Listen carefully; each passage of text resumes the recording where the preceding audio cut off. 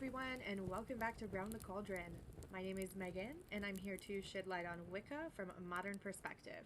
This podcast is produced every Monday, sometimes educational, sometimes philosophical, and always honest. So grab some coffee, pull up a seat, and join me round the cauldron.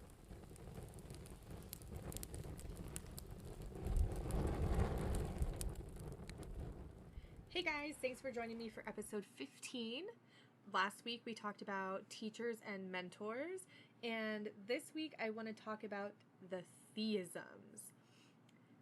Before I hop into it, let me just take a second to say hello to any new listeners out there. Hi, I'm glad you're here. Don't forget to leave a review wherever you listen to help others find me.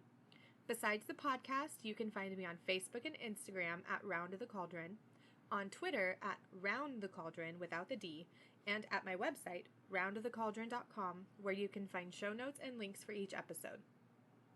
I also have a shop where you can get a tarot reading or one of my fancy and mystical crochet items.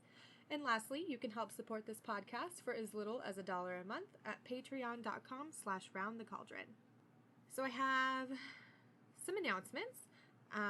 Obviously, I'm back. There was not an episode last week because we took a little, I wouldn't call it a vacation, but we went down to California. It was Easter weekend, but we also went down with my parents because my grandfather passed away in January, and my grandma had some stuff that needed to be gone through, and she gave some things to my dad to bring back up here with us.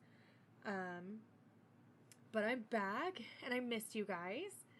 And my next announcement is that Beltane is coming up, and that is in 6 days and so many hours, I think. Whatever the app on my phone says.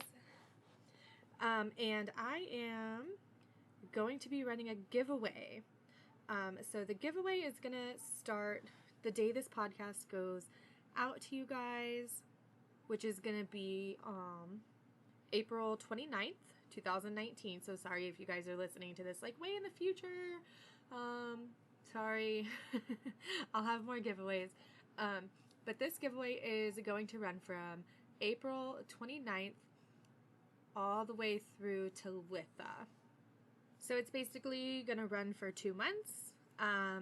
April 29th all the way through Litha, which is June 29th-ish.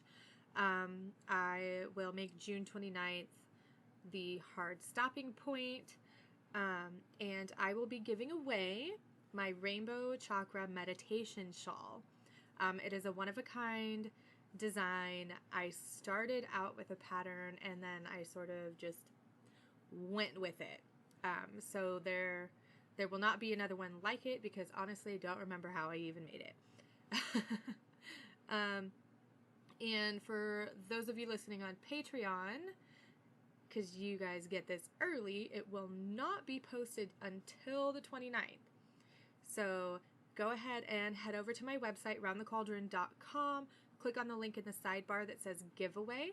I'll be doing it through Rafflecopter, and there will be many different ways that you can earn extra entries. Things like following me on Instagram or liking my page on Facebook, things like that. I'll go ahead and get it all set up in time for this podcast to go live.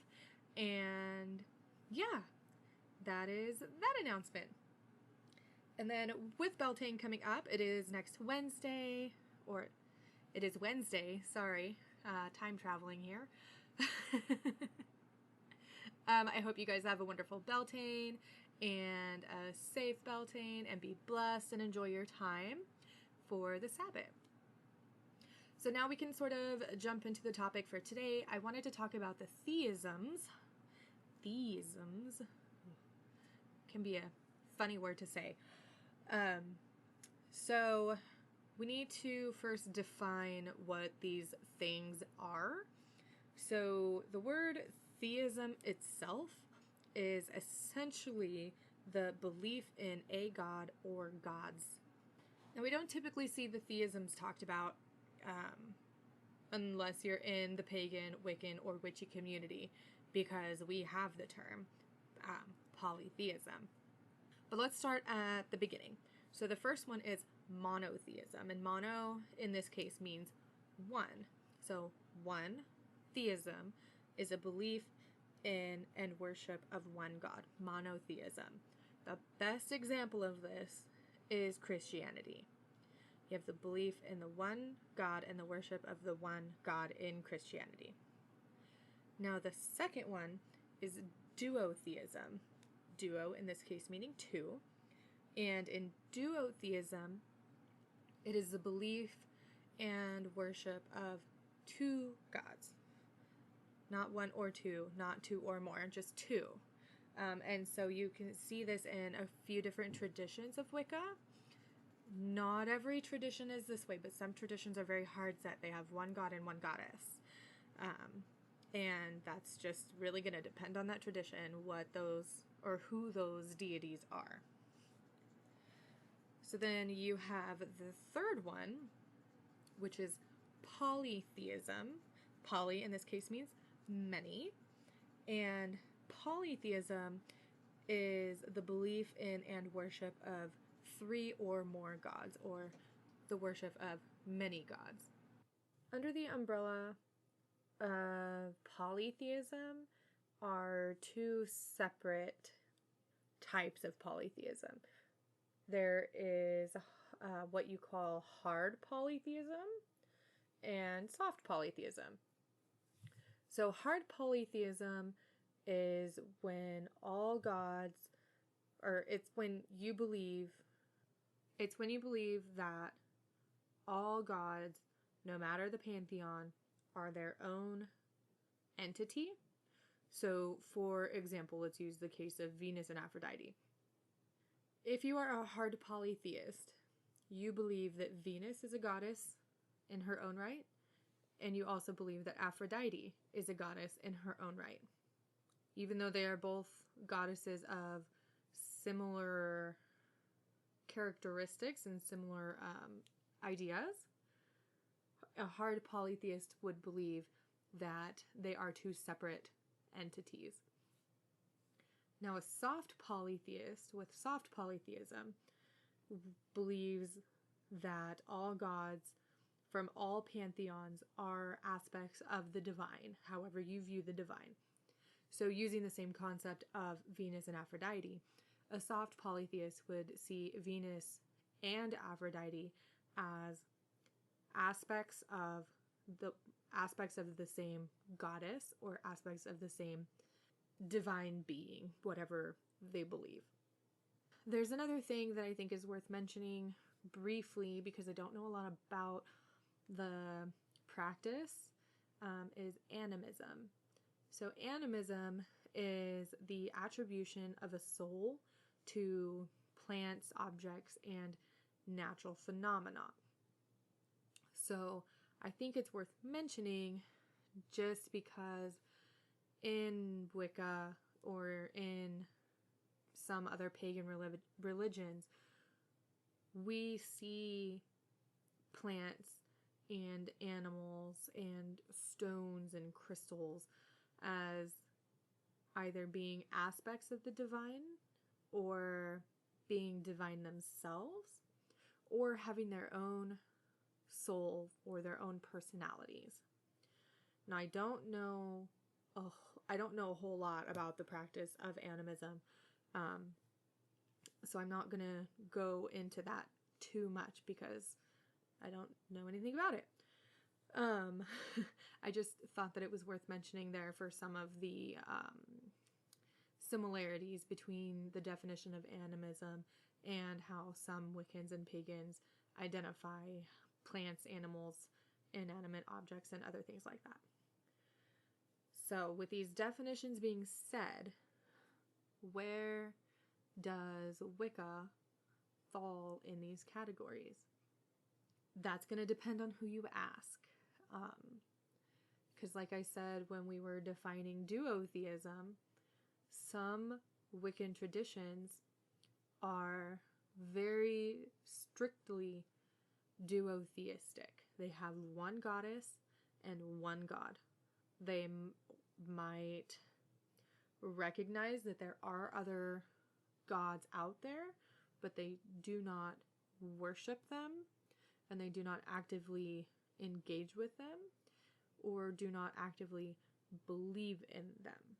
I think, in my opinion, Wicca can be any of them, except for monotheistic.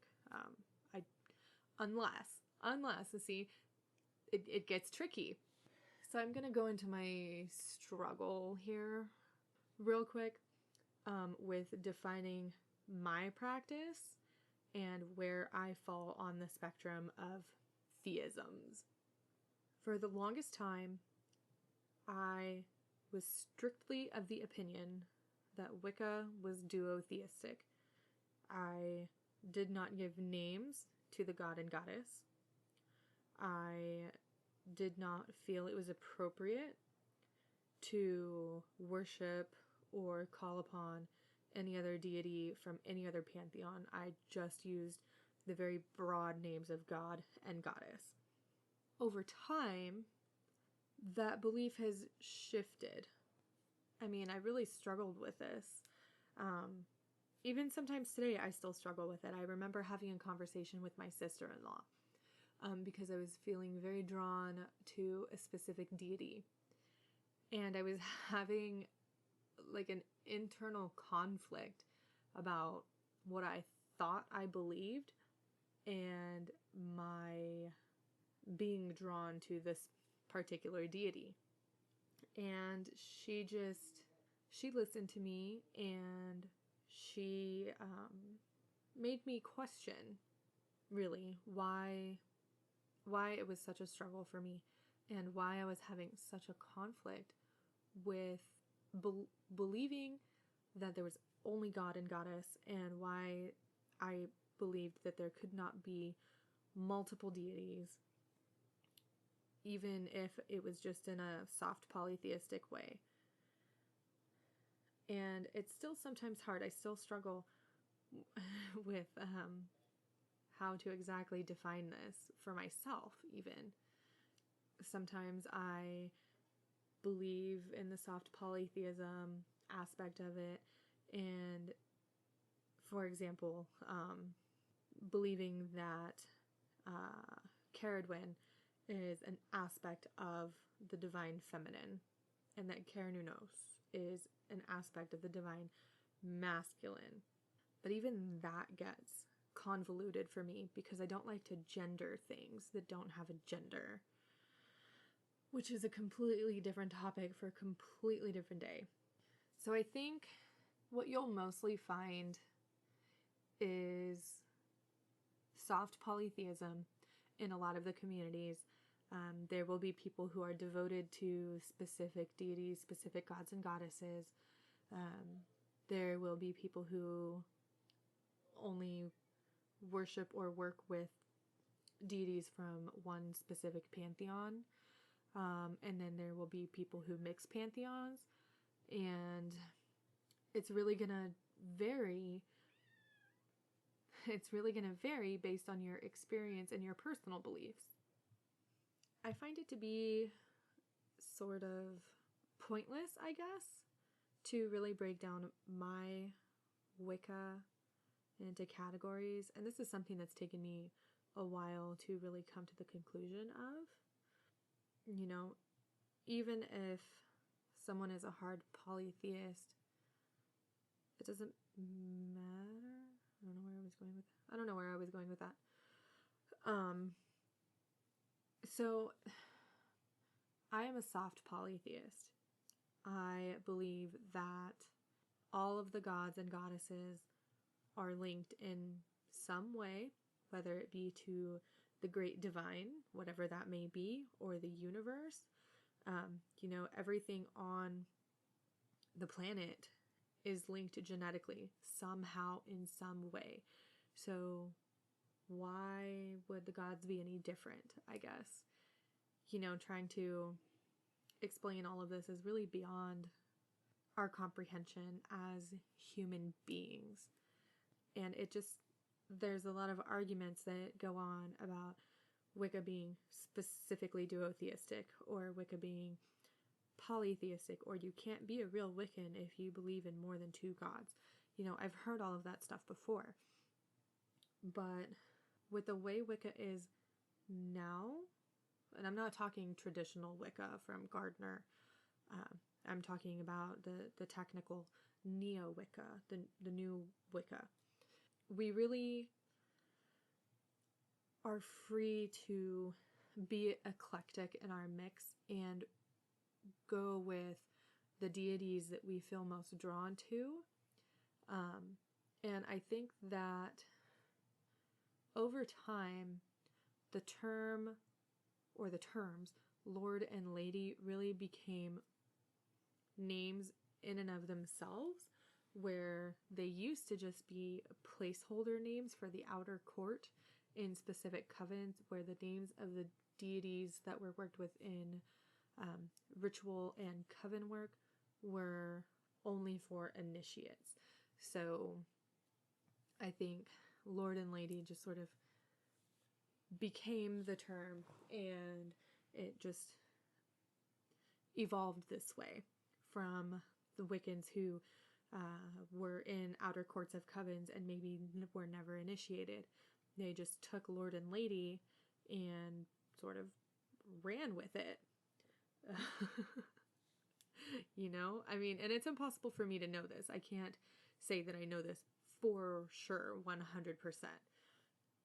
But I can speculate. And I've never been one for labels anyways. You know, I've got my deities that I call upon. I have the deities that I worship or thank on a regular basis. But I don't like to label my practice, I guess. Maybe it's a side effect of the spiritual new agey movement, or it's just for the simple fact that I am not initiated into a coven. There are no open accessible covens in my area, or there never really have been anywhere that I've lived, and if there were, they were very secretive and I never knew where they were. And so there's not really a formal education system regarding this, which makes the labels difficult, because if you ask 50 Wiccans, are they monotheistic, duotheistic, polytheistic, pantheistic, goddess monotheistic, you're going to get a million different answers. And that's what makes it so difficult to define what type of theism Wicca falls under. I guess this episode is going to be kind of short. I thought I had more to say about this topic, but I guess I don't. Who knew that I could actually get to the point super quick when everything in my brain gets really convoluted and mixed up together? I think Wicca originally started out as being duotheistic. Back in Gardner's day, where he, in his practice, in his coven, they had a god and a goddess. I don't remember the names that he used for those particular deities, but I do believe that over time this has developed into something more flexible for those of us in the modern times, and that's a good thing in my opinion. I mean, if you are in a coven and they use, I don't know, Aphrodite, just throwing this out there, if they use Aphrodite as the goddess, they worship Aphrodite, they work with, not use, that's a horrible phrasing. They work with Aphrodite, she is their goddess of their coven, and you are in this coven, and Aphrodite is regarded as the goddess of love and beauty and sex appeal. And in this particular coven, let's just say there is a lot of focus put on the sex appeal aspect and the fertility aspect of Wicca, but you are gay or lesbian or asexual and you have no interest in sex whatsoever, or the fertility aspect of it doesn't make sense to you, for you, not to you, but it doesn't make sense for you personally in your beliefs, why would you still continue with a coven that worships a goddess that you have no spiritual and emotional connection with? Now, that's not to say that you don't believe in this goddess, but you're not going, or you shouldn't, put your energy and your spiritual energy into the practice and worship of a deity that you don't connect to. And allowing for the flexibility to do your research on the mythology, do your meditations, call out to deities that might interest you or that you feel connected to. This flexibility is good for your spiritual self. It allows you to connect with the deities that mean something to you, that you feel something for. And it can even allow you to connect with deities who have something to teach you. I think that being stuck in the duotheistic mindset can really hinder your spiritual growth if that's all you focus on. I put so much energy into that internal conflict of mine that I was having when I was feeling drawn to this particular deity that it hindered my growth, and I felt that connection just sort of wane away. And I've been trying to get it back. I mean, and this happened a year ago at least, and still to this day I have that internal conflict. And I think it's just something that is held over from my days of being Christian, where I feel stuck, I guess, in this dogmatic practice that I just need to break out of. Because Wicca is an orthopraxy and not an orthodoxy. So an orthopraxy is more of a focus on the ritual aspect of it and not the belief aspect. So it means like right practice versus right belief.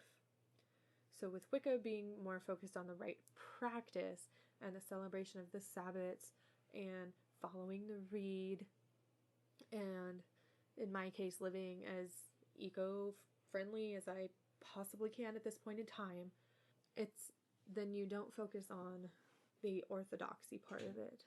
You don't focus on the right beliefs, because in Neo-Wicca and New Age Wicca and New Age paganism, there is no right belief. There is no right or wrong.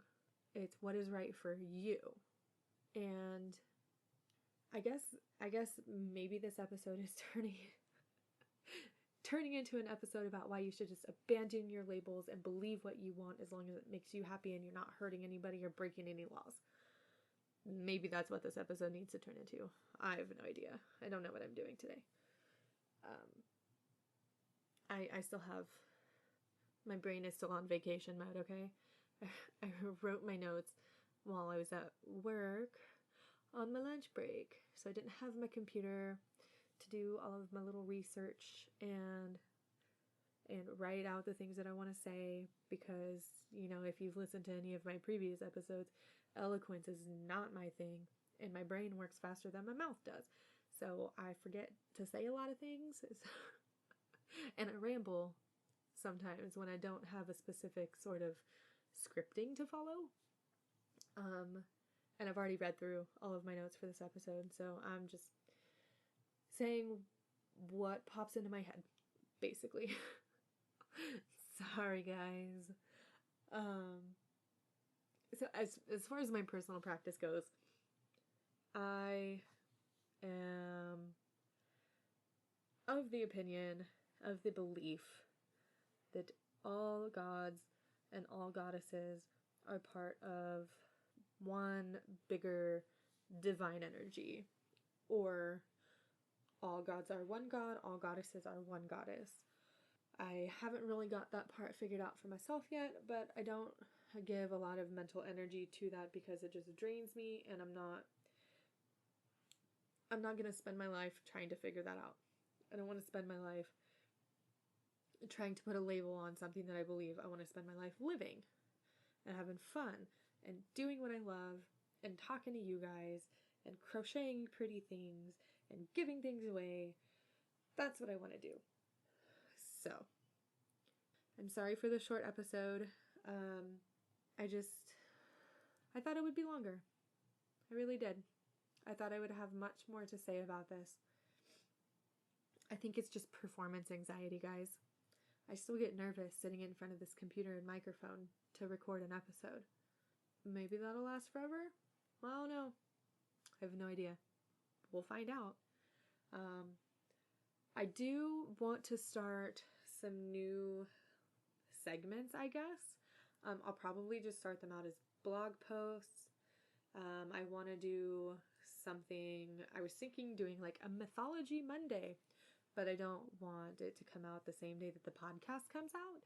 So I might move that over to Tuesday, and then I want to do something called Think About It Thursday that will have like a thought-provoking topic or question that might have to do with Wicca, might have to do with witchcraft, might have to do with the environment, or just being mindful or a good person.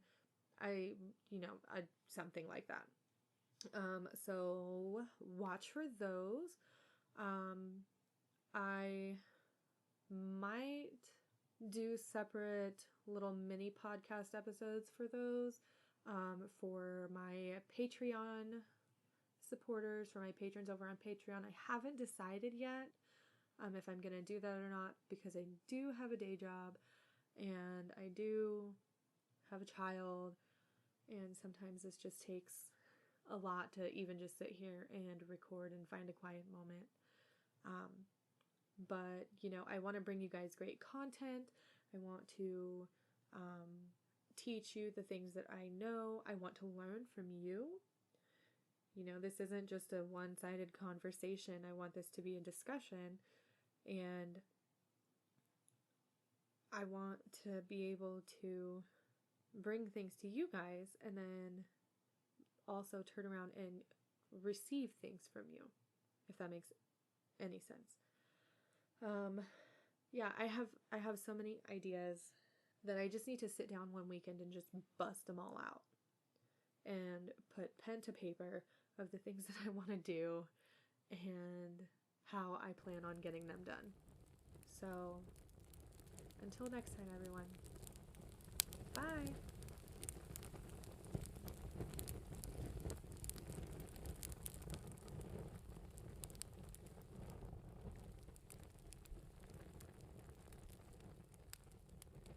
I just want to say thanks again for taking the time out of your day to listen to my podcast. It really means a lot to me that so many of you listen. As long as you get something out of the things that I have to say, I'm happy. And don't forget, you can always reach out to me. I don't bite, and I will always be here to listen and help if I can. Please consider supporting this podcast through Patreon at patreon.com/roundthecauldron. Follow the show on social media, and feel free to reach out with any questions, comments, concerns, or suggestions at roundthecauldron@gmail.com. Show notes and links for each episode can also be found at my website, roundthecauldron.com.